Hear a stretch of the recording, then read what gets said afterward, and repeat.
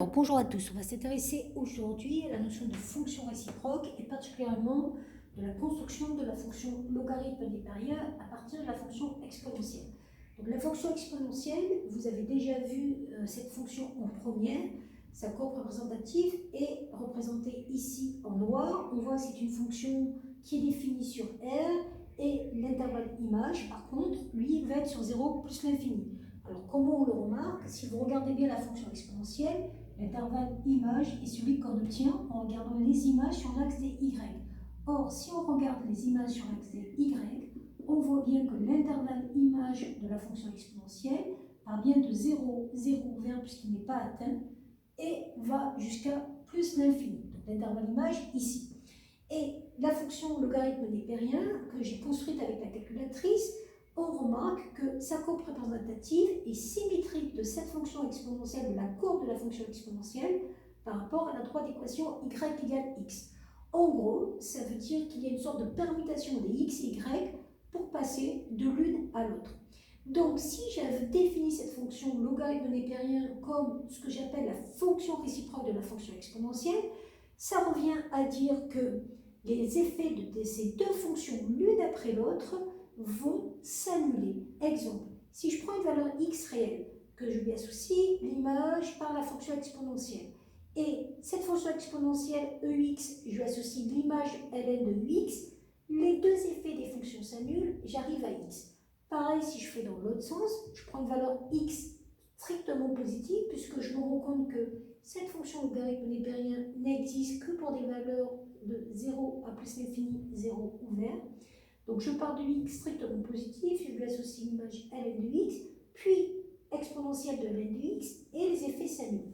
Ça vient du fait que quand vous faites une double symétrie, en vrai, vous revenez sur le point de départ.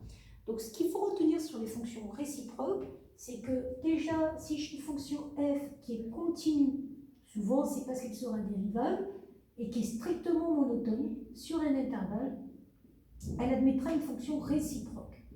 Et cette fonction réciproque se notera f-1.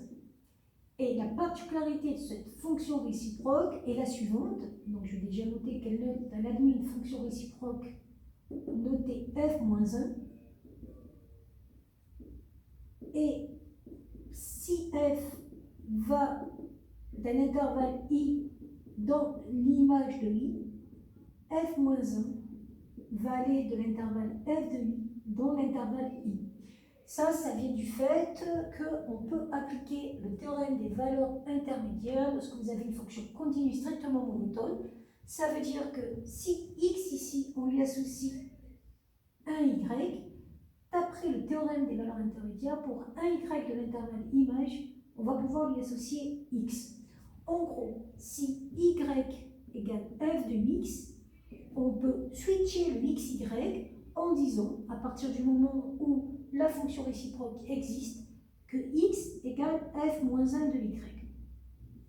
Vous vous rendez compte qu'en vrai, ça consiste à permuter les xy par rapport à ça, justement. Concrètement, ça veut dire quoi? Ça veut dire que, par exemple, si ma fonction de départ est f de x égale exponentielle de x, pour x réel, ma fonction réciproque f-1 de x est égale à ln de x, cette fois-ci pour x supérieur à 0. Je vous rappelle que ici l'intervalle image qui venait de la fonction exponentielle, c'était 0 plus l'infini. En gros, on peut dire que si y égale ln de x, alors x égale exponentielle de y.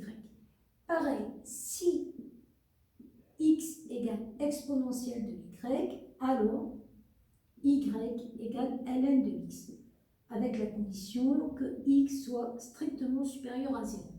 Alors concrètement, ce qui peut être intéressant, c'est de faire agir ces deux fonctions l'une après l'autre en disant que leurs effets s'annulent.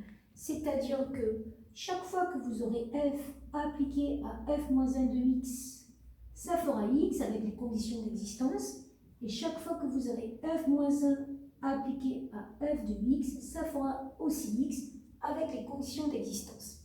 Alors, pour en revenir à la notion de la fonction ln quand on sait ça. Alors, vous allez voir que ce qui est intéressant, c'est vraiment de pouvoir résoudre des équations que vous ne saviez pas résoudre en première. En première, vous avez appris à résoudre ce genre d'équation. Trouvez l'UX quand UX égale 0. Ce que vous aviez fait, c'est que vous aviez dit que dans ce cas-là, exponentielle de x égale exponentielle de 1. Alors on va plutôt écrire UX égale 1, exponentielle de x égale exponentielle de 0. Et ça permettait de dire x égale 0, c'est ce qu'on vous avait appris en première. Mais quand vous aviez des équations de ce type-là, vous étiez bloqué.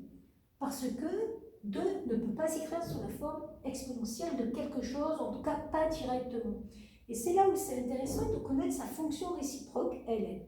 Qu'est-ce que je vous ai dit? Je vous ai dit que quand on faisait agir les fonctions l'une après l'autre, leurs effets s'annulaient. Donc j'ai le droit de faire agir la fonction ln sur ces deux termes qui sont des termes positifs. ln de ce côté-là, ln de ce côté-là. La particularité de ça, c'est que ln, ce sont des fonctions réciproques, leurs effets vont s'annuler. C'est comme si on revenait à x. Et vous avez donc la valeur que vous cherchez pour x et la valeur ln de 2. Donc ça, c'est très intéressant. Si vous aviez, par exemple, aussi une équation de ce type-là à résoudre, exponentielle de 2x plus 1 égale 3, par exemple. On revient exactement à la même chose, mais pour pouvoir faire agir le ln, il faut vraiment qu'il n'y ait que la fonction exponentielle et la fonction ln. Là, vous voyez qu'ici, ce n'est pas mon cas. Donc, je vais d'abord isoler la fonction exponentielle, 3 moins 1, 2. Et là, je vois que je peux faire agir le ln de chaque côté, exponentielle de 2x égale ln de 2. L'effet de exponentielle suivi de la fonction ln, c'est de s'annuler. C'est le cas des fonctions réciproques. On arrive à 2x égale ln de 2, et c'est-à-dire x égale ln de 2 sur 2. Pareil, on trouvera une valeur approchée pour ça. Et là, vous voyez qu'on a essayé de résoudre des équations avec des fonctions exponentielles, on pourrait très bien faire avec la fonction ln. Alors, si j'avais ça, la première chose qu'il faut vérifier, bien sûr, c'est ce qu'on appelle les conditions d'existence. C'est qu'on a vu que cette fonction ln n'existait que pour des valeurs strictement positives.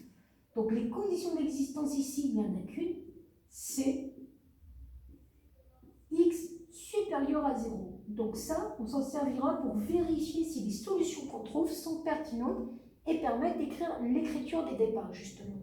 Qu'est-ce qu'on a dit? Pour annuler la fonction ln, il suffit de faire agir sa fonction réciproque.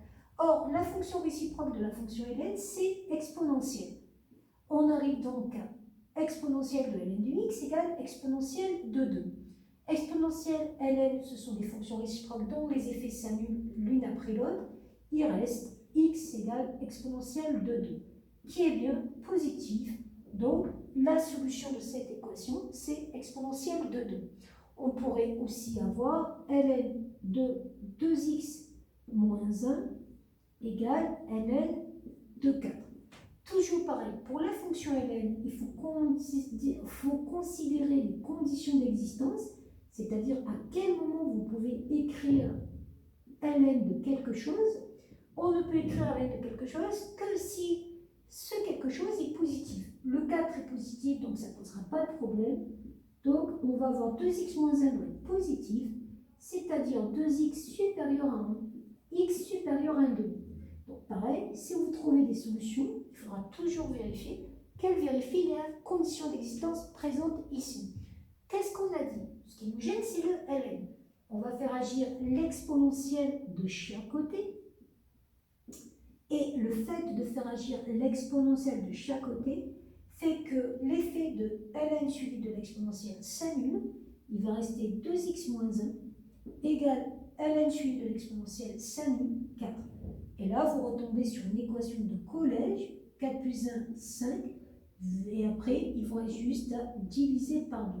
Donc voilà en gros comment vous allez utiliser la fonction logarithme népérien pour résoudre certaines équations de base.